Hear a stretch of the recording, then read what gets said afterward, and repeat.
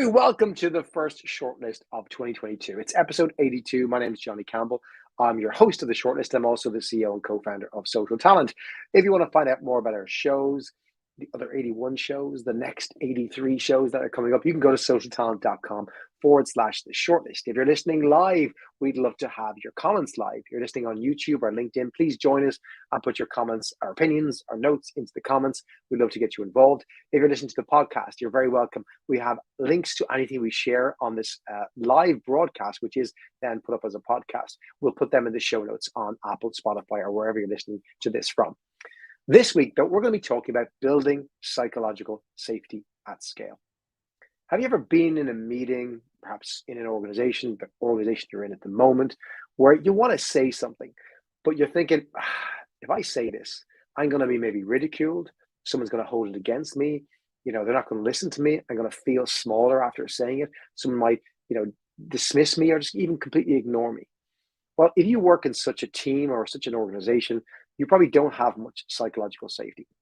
But psychological safety is one of those critical elements to driving productivity in teams, driving great innovation, and is part of the inclusiveness effort that you're going to hear a lot about, and you've heard a lot about from our team already. And this is becoming a very, very important step. More organizations are beginning to recognize this concept and the importance of it, and the importance of implementing it in their organizations and teams. And joining us, therefore, to discuss this is someone who's expert on this. I'm going to use the word expert. She might not be happy with that, but she deserves it. And that's Madison Butler. And Madison's the founder and CEO of Blue-Haired Unicorn. I caught you finishing your little drink before you go online, Maddie. And Maddie describes herself as a truth teller, which I know she is, a HR change maker, and she's dedicated to helping organizations get to the heart of diversity, equity, and inclusion and become safer and more inclusive spaces. So I want to dive into this concept of psychological safety. We'll explain it to those of you who are unfamiliar with it, and give some insight into why it's vital, but really talk to you about scalable strategies to allow it to flourish, and really the importance of being an advocate for that kind of human experience at work. Maddie, you're most welcome to the show. I was hoping you could introduce yourself a little bit better than I can. Tell us about your background, your passions, and why you're here today talking about this subject. For sure. So I appreciate you. Thank you for the intro. And I'm so excited to be here. I also would not call myself an expert, mostly because I don't know if any of us are experts in something that is ever changing, and I'm still learning all of the time and every single day. But my name is Madison Butler. If you follow me on social, you probably know me as the Blue-Haired Unicorn, or if you follow me on Twitter, whatever, it's the corporate unicorn, because Blue-Haired Unicorn was too long. So I am coming to you from New England. I split my time between Texas and here, where it's 25 degrees this morning. And I have a passion for making sure that work feels good for everyone. I realized a long time ago that corporate America was broken and corporate structures were broken. And then I started realizing that it was actually only broken for some people. And I feel like I was put here to blow that up. And so when I think about what I'm passionate about and what I center my work around, it is really the concept that everyone should get to exist at work as exactly who they are, without having to tuck pieces of them away all day just in order to be worthy of a paycheck. I love that. I couldn't agree more with you. And it's something that, unfortunately, a lot of organizations still haven't kind of woken up to, but people are walking with their feet right now. I think that might be, hopefully, a catalyst for further change in this area. I want to jump into the news because there's a lot in the news around this topic, the broader topic of DE&I, particularly psychological safety of late. I want to just kind of launch in, Maddie, with our first article. And this is one that was recently shared by Forbes. And the author is somebody called Paul Glover. And in the article, which is entitled Overcome 3 Myths About Psychological Safety to Combat the Great Resignation. And the author takes the opinion that psychological safety is one of the causes, or the lack of psychological safety is one of the causes of the Great Resignation that we're kind of living through here at the beginning of 2022 and have been for some time now at the moment.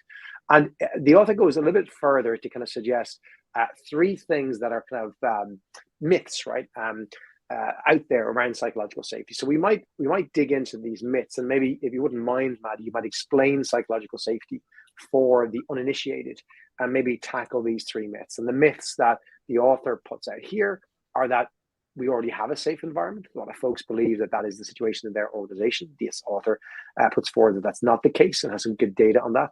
That it's the responsibility of senior leadership to create this environment of psychological safety. And then the third piece is that once you've got it, you're good. It's always going to exist. So perhaps if I can ask you to walk back and maybe, in your own words, define psychological safety or what the lack of that looks like, and maybe give me your thoughts on those three myths that this author is putting forward in this article. For sure. So typically when I describe psychological safety, the thing that I think about the most is, am I allowed to show up the same way that the person next to me is showing up? So for example, if you take a straight white male, they kind of just get to show up in that identity.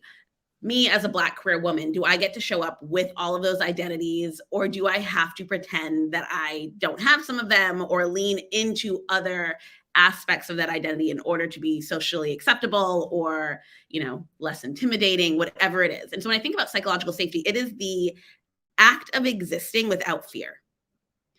And I think it's interesting because one of the myths I do kind of disagree with, I do actually believe a lot of the responsibility does sit in senior leadership. It is everyone's responsibility because so much of this work is self-work. But if you have everyone, at the bottom of your organization doing the self-work, but senior leadership doesn't do the work, then I don't actually think anything changes. Yeah, I 100% agree. Even the author here admits that. He in his paragraph, he jumps in to say initially it is their responsibility, and then kind of goes on to say, you need to have it across the business. But I'd agree with you that it has to come from the top. If you're somewhere in the middle or down the bottom trying to push psychological safety in your team, you might have some success, to be fair, but it won't be long lasting because everybody in the team will see, well, this team is safe. Our leader and our colleagues are good. But look, if we move teams or you look to the rest of the organization, that's not how they operate. That's not how the senior people, the owners, whatever they might be, will operate. Do you think the concept of psychological safety, do you think it overlaps with perhaps a term that is less used today than it was 5-6 years ago, which was covering? I know that a good friend of ours in social talent, and I think yours as well, Maddie, Torrin Ellis, first kind of presented this concept on our platform about 5, 6, 7 years ago, the concept of covering, and those who cover when they come to work, whatever that might be, that hiding of part of themselves, whether it might be their gender, whether it might be their ethnic background, it might be their beliefs, their religion, whatever that might be, that they feel they have to hold that bit back. Do you think that covering and psychological safety are kind of two parts of the same idea? Are they different? What are your thoughts there? For sure. So, when I refer to covering, I typically talk about code switching. And I do a lot of work around that because that's actually been, for me, one of the hardest things to unpack and to understand that, like, how hard I was code switching for so long. And part of it is that it's like societally ingrained into you. Whatever your identity holds, you are told that it is supposed to exist in a certain way by media, by the things you see on TV, by the things you see on TikTok, by the things you read in books or see on the news. And so you're already leaning into who you think you should be. One of the things I often talk about is, like, we're taught that there's a right way to be Black. And so you lean into that because you think you have to do that in order to be successful because that's how it's painted. And I do think they play a huge part. I don't necessarily think they're the same thing, but I actually think they kind of just hold hands. So if I don't feel psychologically safe to be myself, then I am going to essentially come to work every day and put a mask on. I'm going to turn on my phone voice from 9 to 5 so I sound less intimidating. I'm going to laugh really hard at people's jokes. I'm going to wear the clothes that I think I'm supposed to wear. I'm going to straighten my hair until it basically burns off because for whatever reason, we've decided curly hair isn't professional. And so I think a lot of people do that. I have someone in my network who lives in California, and I think we all think of California as like this great place to be if you are different or if you are someone like me, but they are trans and they go to work every day as if they are a cis man because that is the safest thing for them to do. And so for me, that's why I often say I do believe that the power sits at the top of the food chain, because at the end of the day, if I don't feel safe, then I don't have a choice. I still need to be able to put food on my table. I need to be able to pay the bills.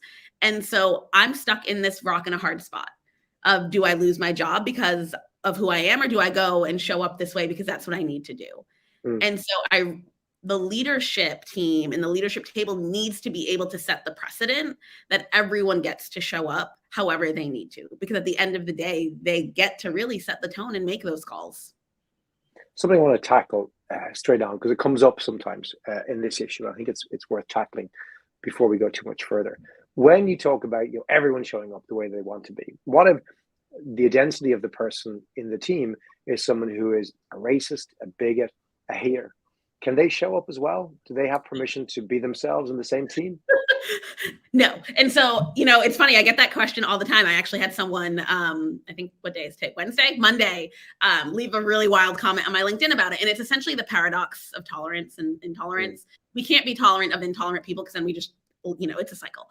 However, the way I explain it is I did not wake up and choose to be Black. However, you wake up and choose to be a racist or be a transphobe or be a homophobe, whatever it is, that is a choice that you're making every day. It is not an intrinsic part of your identity. That's why we can grow out of it. We can learn out of it. We can choose to educate ourselves to be better and do better. No matter what I do, I'm still going to wake up tomorrow as a Black woman. And so that is the biggest difference for me, is when you choose to ostracize people and you choose to be harmful, it's a choice. And so I don't allow those choices to thrive in my organizations, because my responsibility is to ensure safety for my people. And if I can't ensure that I hold people accountable for being harmful, intentionally or not, then I haven't done my job. I love that. I think it's worth clarifying. We did that several years ago. We put a kind of equal opportunity statement on our job advertisements. We said, I can't remember the exact words we used, that we welcome everybody, different backgrounds and beliefs and faiths and so on and so forth. But we don't welcome our people who are going to be racist, intolerant, etc.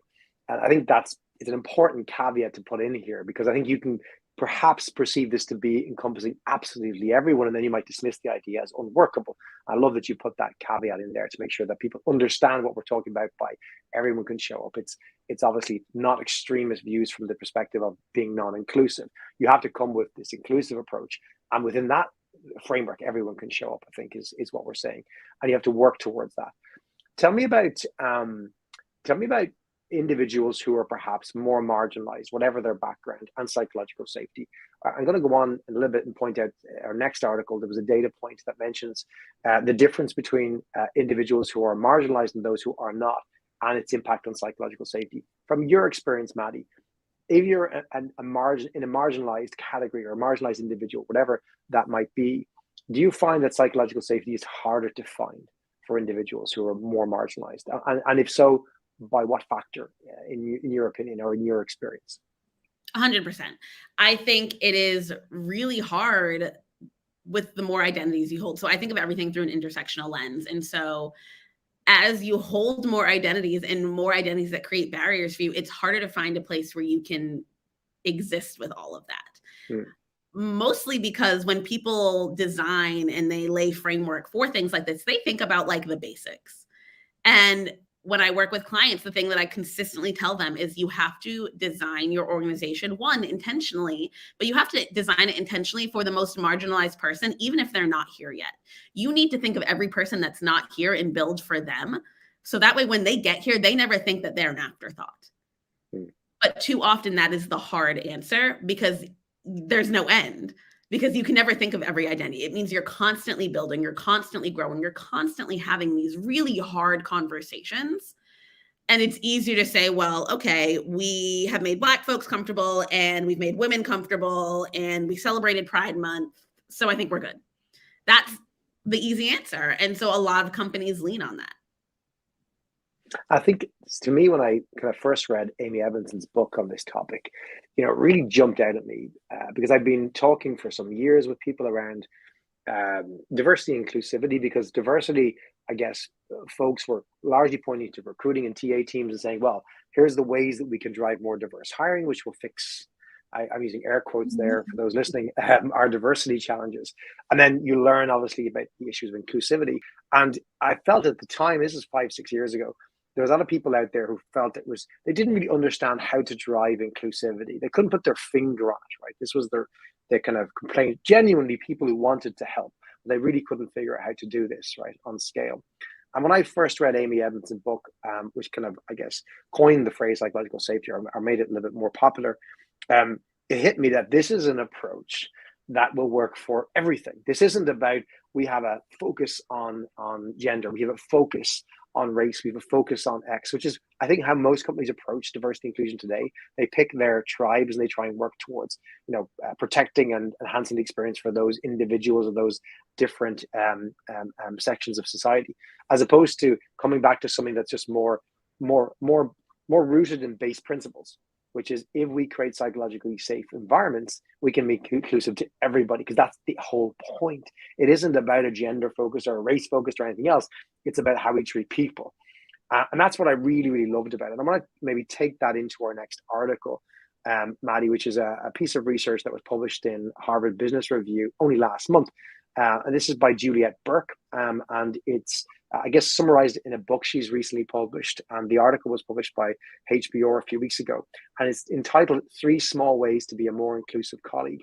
And Juliet's research over the last 3 years, published in this book and this summary article in HBR, focuses on perhaps a less understood element of psychological safety, which is moving the focus away from the leader and looking at what a colleague can do. I wonder if you could maybe use this perhaps as a jumping off point, Maddie, to talk about how you bring psychological safety to an organization or a team, and perhaps maybe share your insights on the leader's role in that, the team leader, whatever that is, and then perhaps also what colleagues can do to reinforce that or build upon that, maybe to take some of the points from that article.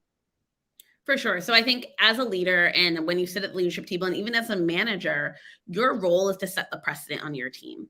This is what we expect. This is what we believe. And this is how we're going to move forward, which means like also setting the tone of like, here is what we do not tolerate. I think we have a hard time saying the things we do not tolerate because, again, it becomes an ugly, hard conversation. As an individual, so much of this is self-work. And so when I talk about allyship or I talk about being an accomplice, for me, the most important part is that you start examining the thoughts that you're having. And it's really hard to do that because it means you're constantly having to be self-aware and in tune with yourself. And why I say, this work never ends. You don't get to a day where you're like the Mother Teresa of inclusivity and you're done working. Because at the end of the day, bias doesn't actually go away. Biases aren't all bad. The reason I don't cross a street when a bus is coming is because my brain tells me that's bad. And so you constantly have these biases. However, how you put them into the world and how you interact with others is 100% your responsibility. It is 100% your responsibility how you handle your own thoughts, and do you let them control how you treat people, control how you navigate your workspace, how you hire, how you fire, how you promote, all of these things. It ends up being a much larger thing than that one thought you had. And so as an individual, your responsibility is to, one, educate yourself on the experiences of others to understand how differently they navigate, but it's also your responsibility to call yourself on, frankly, your own BS. And that is really hard because I've learned that at the end of the day, the majority of us want to be good people. And so having these conversations and having that look in the mirror means you have to say, I've caused harm, I've been wrong, I've hurt someone. And too often that is too hard of a conversation to have because we've been taught that being a good person is black and white. It is a binary thing. Either you're good or you're bad. And if you say you've harmed someone, now you've put me in, I put myself in the bad person category, and I don't want to do that. So most people end up digging their heels in and doing the, oh, I didn't mean it that way, or you're just being too sensitive, or whatever it is, instead of having the courage to be so self-aware to say, you know what, I've caused harm, and here's how I'm going to forgive myself, and here's how I'm going to move forward to be better as a colleague, as a friend, as a partner. But then you have to do that constantly, forever. It's hard. I was thinking about this recently. I've had a journey myself the last 3 years over my leadership style. And I look back at Glassdoor reviews a few years ago that would have called me out as a leader of an organization in a negative way. And of course, I was really annoyed at the time. Most of those things are actually quite true. When I look back with the benefit of distance, they weren't wrong. And I've worked to try and change those. But to your point, you have to be quite self-aware, and you have to make a decision to be self-aware and self-aware every day and every minute of every day, and try and think about these things and do your best to change them. And that requires, first of all, the willingness to do it and the commitment, but it does require techniques. And I think folks who are up for this still they still require guidance. They still require how do I do it? Like, tell me what I need to do, what I need to look out for. And if you're working with teams, because I know you do this, Maddie, every day, you work with teams to try to help them build psychological safety. And it isn't just a case of, here, read this book and all will be good, or, hey, be self-aware and you're going to be fine. Talk to me about some of the tactics that you use with teams you work with that work, that people find useful techniques, because you are right, it's a bias that's built in, you're trying to work against it. So talk to me about some of the techniques that you found that work day to day that others can perhaps use from this. For sure. So one of the things that I love about this is really allyship and being inclusive is a verb. So it is work. It is something you have to do, and you have to do it all of the time. And so one of the things I tell people that I'm working with one-on-one is, when you have those thoughts, write it down, put it in your phone. And then every time you have that thought, I want you to go put a check mark next to it. Because the more you're aware that you're having thoughts that are harmful, you can train yourself on them. But if you pretend that they didn't happen and you just tuck it away, then you don't learn and you don't grow. The other thing I encourage my teams to do is have open dialogue about the things they know people think and say about them, the things that make them feel excluded. I think one of the most universal feelings is exclusion. And it's not talked about because it is hard and it's painful, and most likely it is rooted in some kind of trauma. But it is the thing that I think every single person, outside of, we can now all relate to COVID, everyone has felt exclusion at some point. And so I typically run an exercise where I talk about the things that you feel like you're stereotyped on, and I have you say them out loud. So I get all kinds, like, I'm old, but I'm not old school. I'm Black, but I'm not angry. And having these conversations, I think, is so important, because if you can recognize what people think about you and the way it makes you feel, you can really start to dive into how the things you think and say make other people feel. I love that. It's kind of by calling it out yourself, you're exposing it and allowing it to be a thing that's out there that you're aware of. I think, you're right about the idea of exclusion. One of the things that really got me from that HBO article wasn't necessarily the 3 small ways to be more inclusive. They're interesting, they're really good, I like them. But the insight that the author had around the flip side, interpersonal exclusion, is damaging and usually subtle. And the author here pointed out that she, for example, I observed people consistently give endorsements to some peers but not others. I heard about overtures to lunch which were ignored, and I saw people respond impassively to ideas presented by some, but animatedly to those presented by others, irrespective of the quality of the idea. And this really kind of hit me, because it was, it's not the action that's causing the problem, it's the inaction. And the folks who are being exclusive here, they're not trying to be, and they're not even aware for the most part. But I've witnessed those. I definitely have been the person who's delivered that exclusion without intention. And is that something you see? And can you work to get rid of a lot of that? Like, and what works to try and make people aware? The writing list is fantastic. It's a great way to go back and be conscious of it and get into the habit of it. What else works to try and identify first those moments of perhaps accidental exclusion, and then to perhaps work against it? So I often think those are still fairly rooted in bias, just a different kind of bias. So one of the things that we see often is when you have a manager who is like really tight with a couple people on that person's team. They typically get stretch projects. They're more likely to be promoted. They're more likely to be involved in more things. And so that's not a bias in a negative way. That's a bias in a positive way. And so that could be rooted in anything. It could be rooted in similarity bias. We potentially have the same background. We went to the same college, whatever it is. And so we end up excluding people on the other side of the table while thinking we're doing a good thing. And I often encourage people to examine that. Examine how you are promoting, how you're giving stretch projects, and then really think about why. Thinking about the why is hard, because too often you say, well, they're the right person, or they're really smart, or they're really motivated, whatever it is. But so much of this is rooted in a bias some way or another. And so being able, again, to say that out loud and have these conversations out loud, this is why for me, so much of promotion processes and stretch projects And anything at work needs to be not only documented, but there needs to be some sort of process so that we are not just giving it to people that we like. I would say the same thing goes for recruiting. How often do you have a recruiter that comes to you and you're like, oh my God, I love this person. And when you say why, it's we just got along. Like we had like a vibe. And if we hire on vibes, we just inherently hire for sameness. And so then you turn around one day and you're like, oh my God, I have 200 of the exact same person. How did this happen? It's because we don't want to be challenged. Humans are inherently conflict averse. Despite what TikTok and social media will tell you, we don't actually like conflict very much. So when I go into an interview and you have a completely different communication style than me, I know you're a completely different person than me that I would never want to hang out with on the weekend. I'm probably going to want to hire the person who I want to get a beer with, who likes the same hockey team. And it's really hard to train yourself in the opposite way. But one of the things that I think is hardest for teams to understand is you don't actually have to hire people you want to hang out with every weekend. I know we've been really conditioned to believe that like we're all like a family, which is like my least favorite word at work. And we should all get along. But when you do that, that's how that problem happens, because you've turned everyone into little mini like versions of yourself.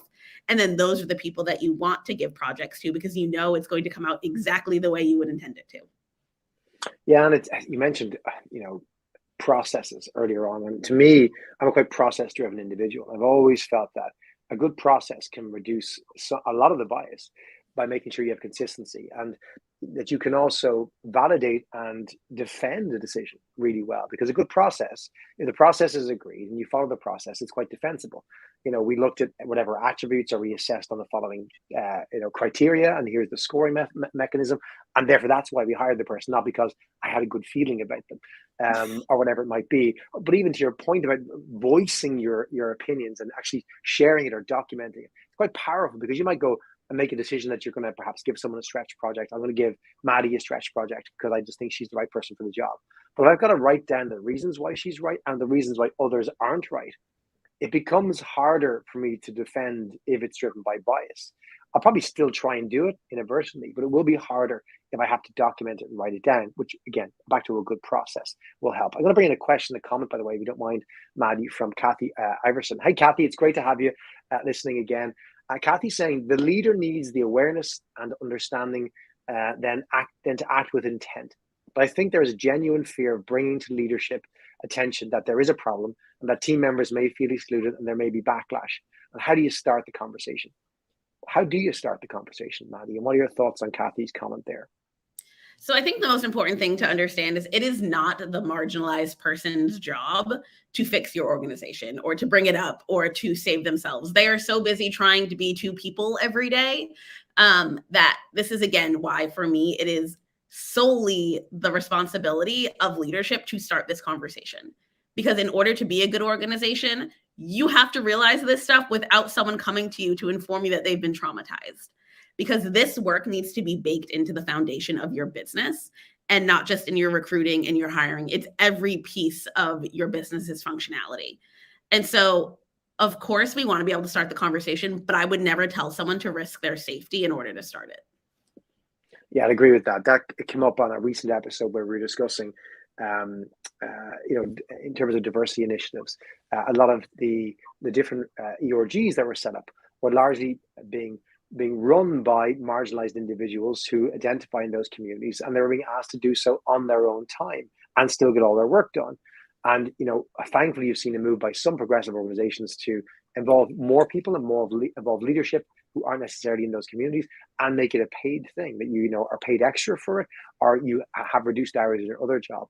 Because again, it is often laid, the responsibility is laid on the individuals who are being most marginalized, who, I think the only thing that they are required to do is act by leading with their feet, right? If you're in a situation where you don't feel psychologically safe, you don't feel included, you should go somewhere else. The market right now is probably good enough for you to be able to find plenty of opportunities and hopefully find a team or an organization who are making you feel safe.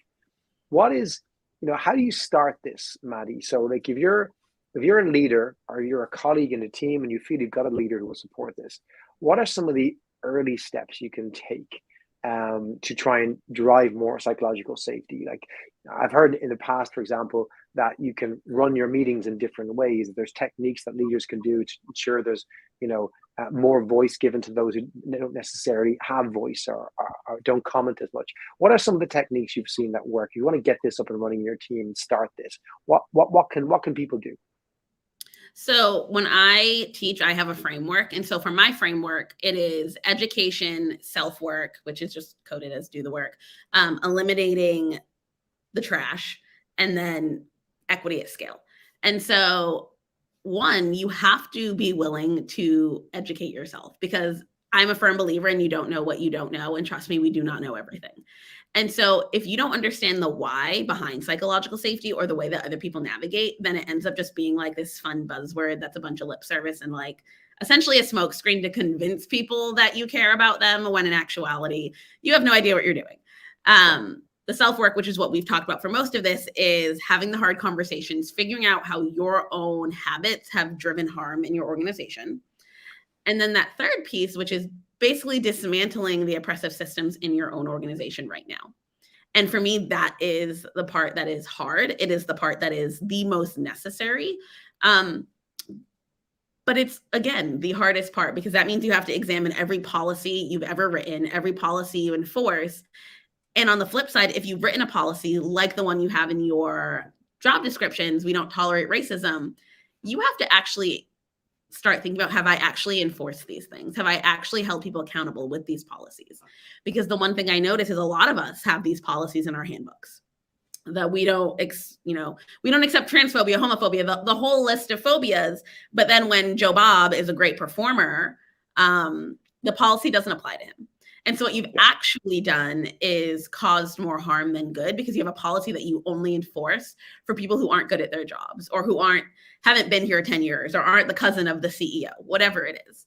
And then the other piece is, how are you holding people accountable? Because if you ask people to sit next to their essential abusers every day, you can't claim that you believe in psychological safety or equity.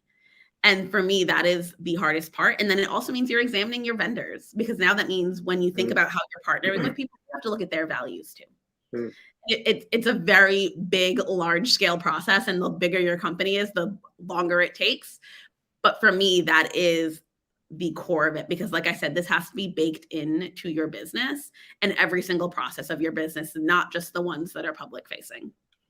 When you go back to your first point of four, and I really like them, Maddie, when you look about why you should do this in the first place, I've had to reflect, and I imagine many others have had to reflect in the past about, if you're having a conversation or an interaction with somebody, let's say it's someone in your team who has done something wrong, as in the outcome wasn't what you wanted.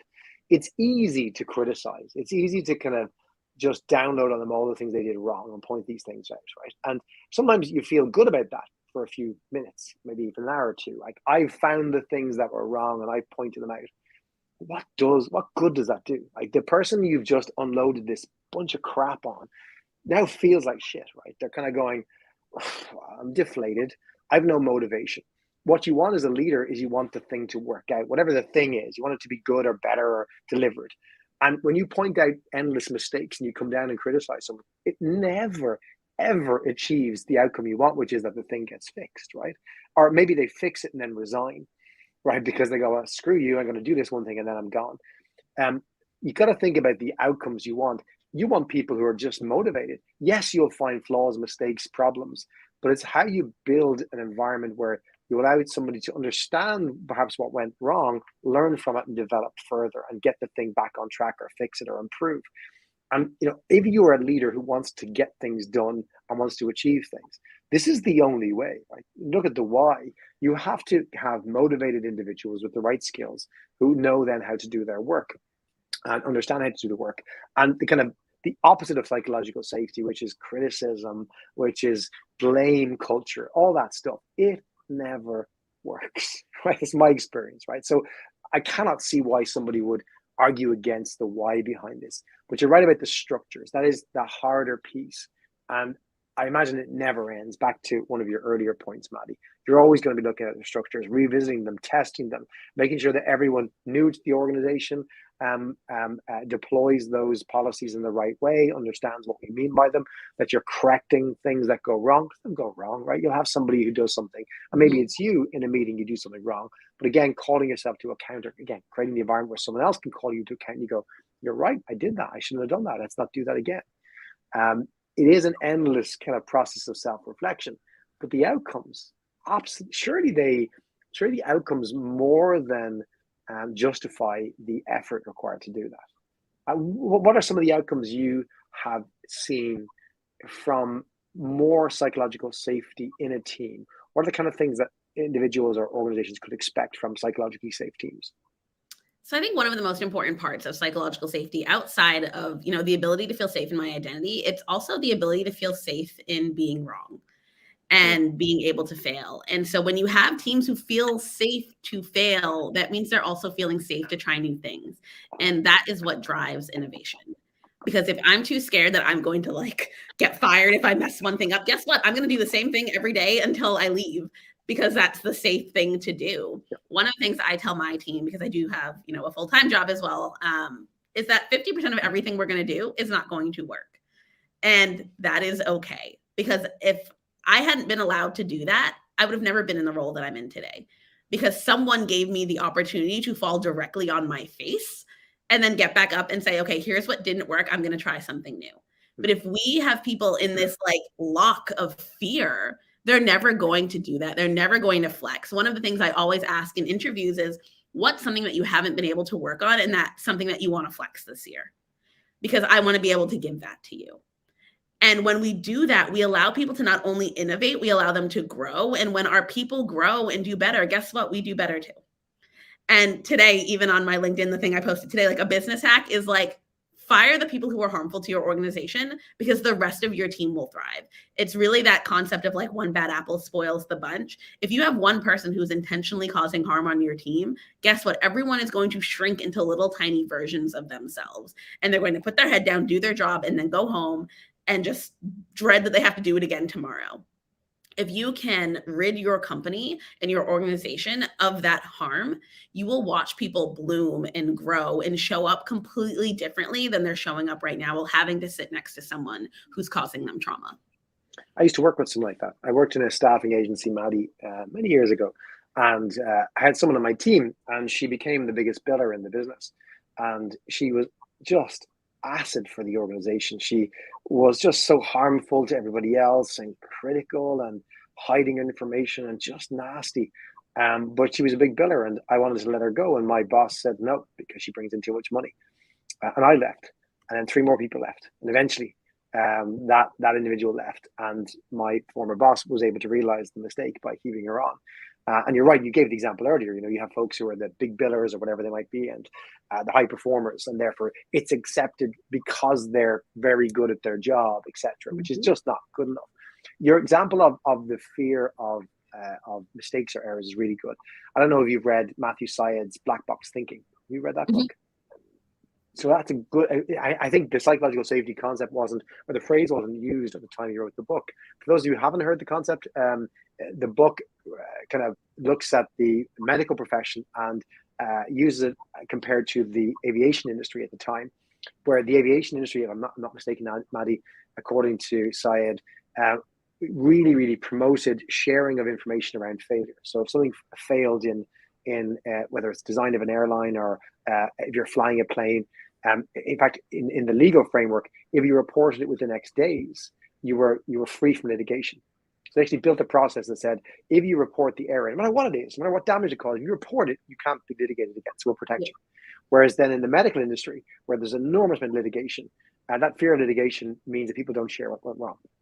And therefore, no one learned anything. You didn't learn from all the mistakes that were there. And the aviation industry had come from, whatever the deaths were 30 years ago to tiny numbers, whereas the healthcare industry hadn't improved that much because the culture of fear of mistakes was so high in one, because the processes didn't allow you to share it. Whereas in the other sector, it was the complete opposite. That's systematic, right? That's the differences are people's lives which was the major thing in both industries. Lives were saved in one by bringing more psychological safety and trust and lack of fear of sharing information and sharing mistakes. Whereas the other industry, which is the healthcare industry that affects all of us, still doesn't have it to this day. It doesn't have that psychological safety, from what I believe. So tell me, as we kind of come to a conclusion on this, from the perspective of psychological safety, who in the organization can start? We talked about leadership. We talked the first article saying, it's not only leaders that need to do this. And the second article talked about the power of peers, right? If you're sitting here going, I work in a team that doesn't feel terribly safe, I don't feel like I can share my opinion. I don't feel like I can share my errors a whole lot.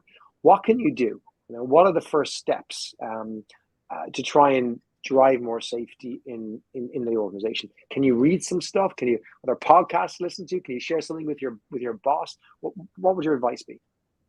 So I think middle management plays a great role in this. Is as a manager, if you can recognize those things in your team, having conversations with your team and being able to say, how can I support you? And then as a peer, being able to say the same thing. I end every single one-on-one I ever have with the line, how can I support you?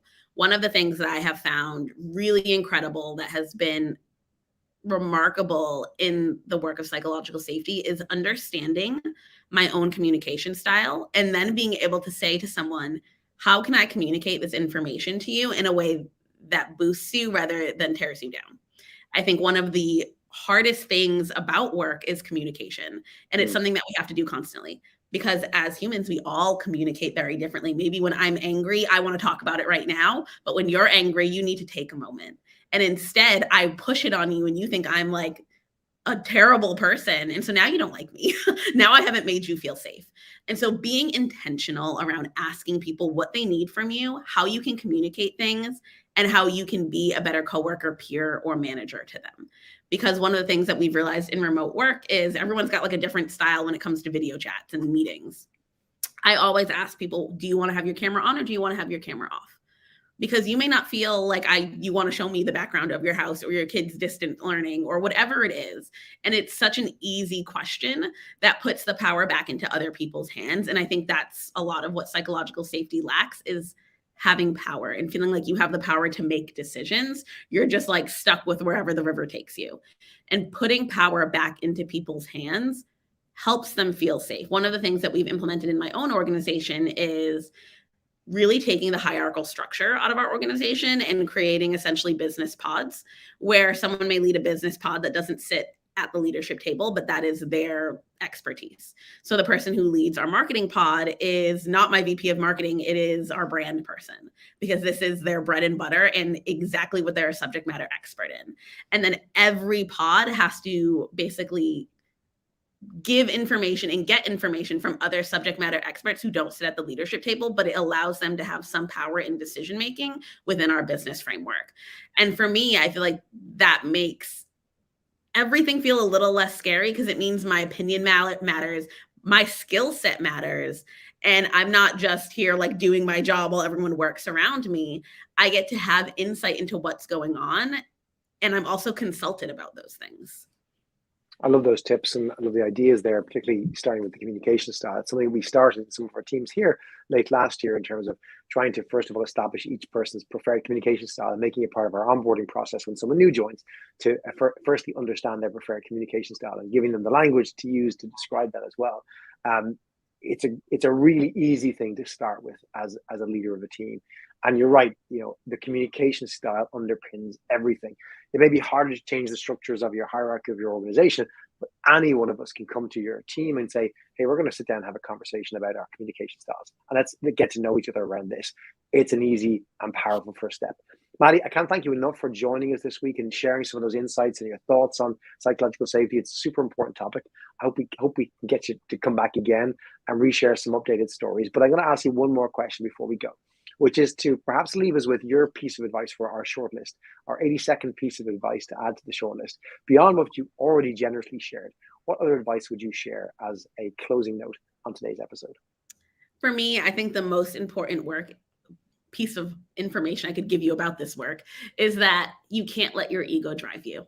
you will mess up. You will hurt someone's feelings. You will say the wrong thing. You will do the wrong thing.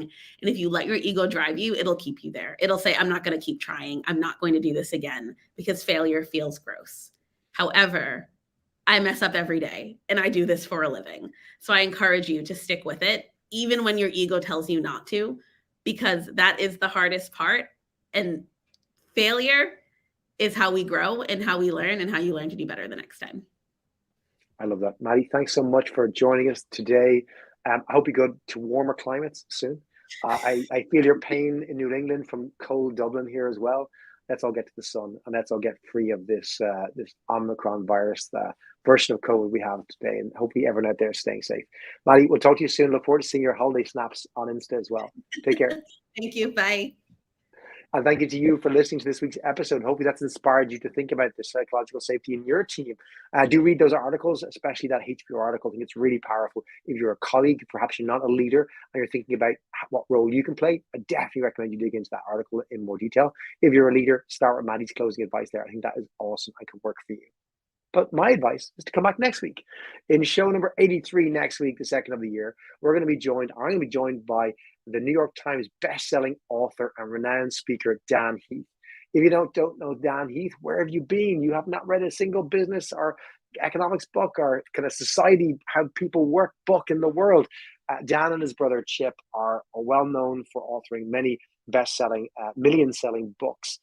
I've mentioned many of them in the past, The Power of Moments and others, How to Make It Stick. Tons of different books that the team have written. And Dan himself wrote a brilliant new book only last year on upstream, and it's a really powerful book. I'd recommend for everyone who's looking for your reading list for the new year. But we're going to be talking next week on the show about employee engagement and the power of moments. The Power of Moments is a book that Dan wrote with his brother a couple of years ago that I think has a huge resonance in the talent space. And Dan just has some amazingly simple concepts he's going to share with you on next week's show about how you can create these magic moments in your team, in your business, in your organization that really drive employee engagement at different parts of that employee journey. So do join us for that conversation. Really privileged to have Dan join us on the show next week. It's only going to be available as a live broadcast. The recording is not going to be available. So you got to be here live to watch it unless you want to listen to the podcast. We will have the podcast up live on Apple and Spotify. But if you want to see the live show, joining the conversation, which I encourage you to do, it's next week, 12th of January, 4 p.m. UK Ireland time. That's going to be 11 a.m. on the East Coast of the US, 8 a.m. on the West Coast next Wednesday, 12th of January. You can find us on LinkedIn or YouTube, or if you're happy enough with the podcast, which is still going to be full of amazing advice and inspiration, you can check it out on podcast and Apple by Wednesday evening next week. Until then, we'll see you soon and take care.